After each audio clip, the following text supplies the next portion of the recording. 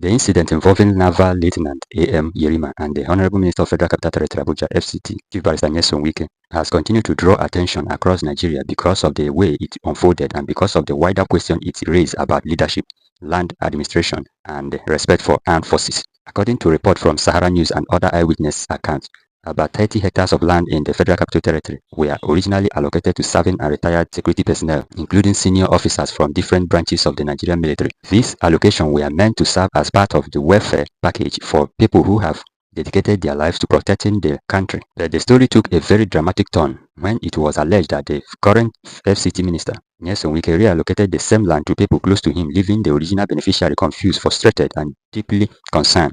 The situation became even more complicated when the former Chief of Naval Staff, Vice Admiral Awa Zubairu Gambo, retired, mobilized a contractor to begin development on the portion of the land that was allocated to him. Instead of the process going smoothly, officials from the FCT administration reportedly arrived at the site with security personnel and chased the contractor away.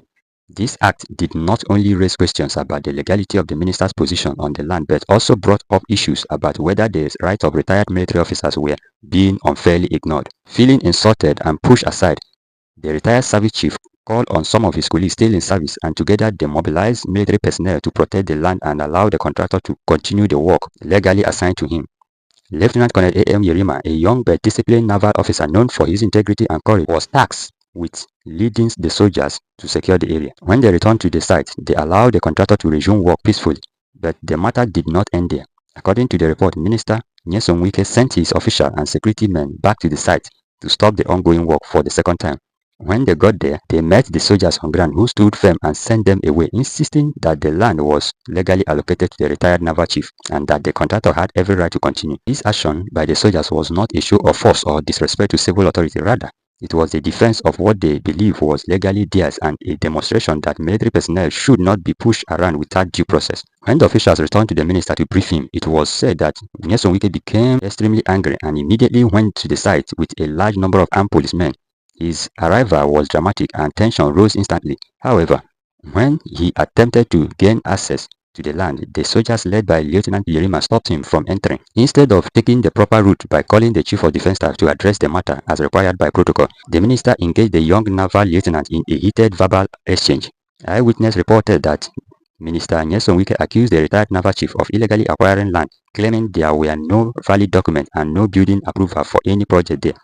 But Lieutenant Yerima stood his ground respectfully and firmly. He told the minister that the land was legally allocated and that all necessary documents were available. It was at this point that the minister allegedly lost his temper.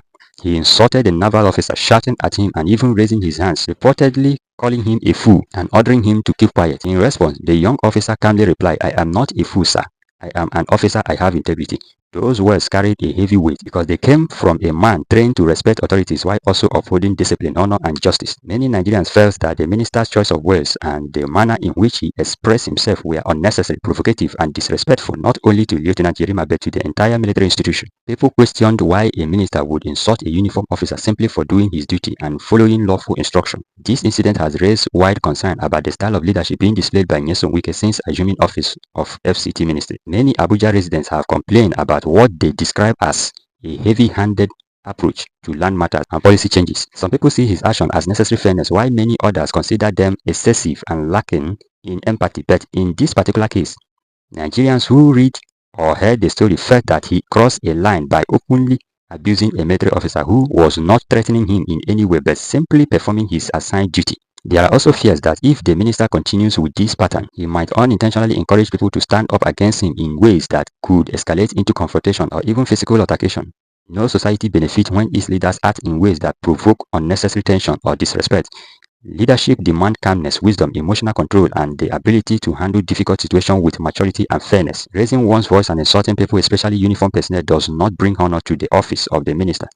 This is why many Nigerians are calling on President Bola Ahmed Tinubu, who appointed Nyesom Wike, to call him to order. Some have even suggested that if he cannot adjust his approach or show respect to citizens and institutions, he should be returned to his hometown of Rumeblikon or even sent to a rehabilitation center to regain emotional balance. While such statements may sound harsh, they reflect the deep frustration that people feel when they see public officials behaving in ways that appear arrogant, disrespectful, or abusive. At the same time, Nigerians also recognize that this matter must be resolved carefully.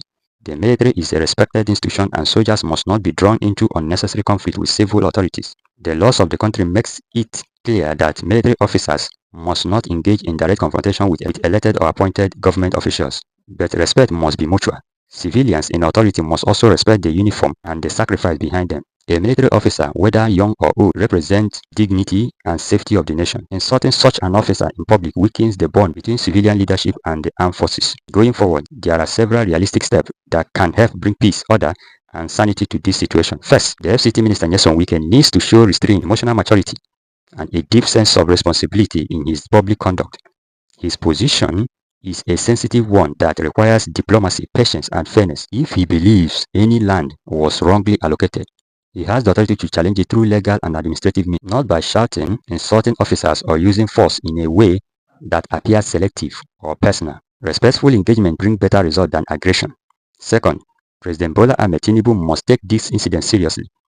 The president has a duty to ensure that members of his cabinet behave in a way that upholds the dignity of his administration. He must investigate the matter thoroughly and, if necessary, caution the minister. If a member of the armed forces says that land documents exist, it should be verified officially, not dismissed in anger. The president must also reassure the military that their welfare, honor, and dignity will always be protected under his leadership.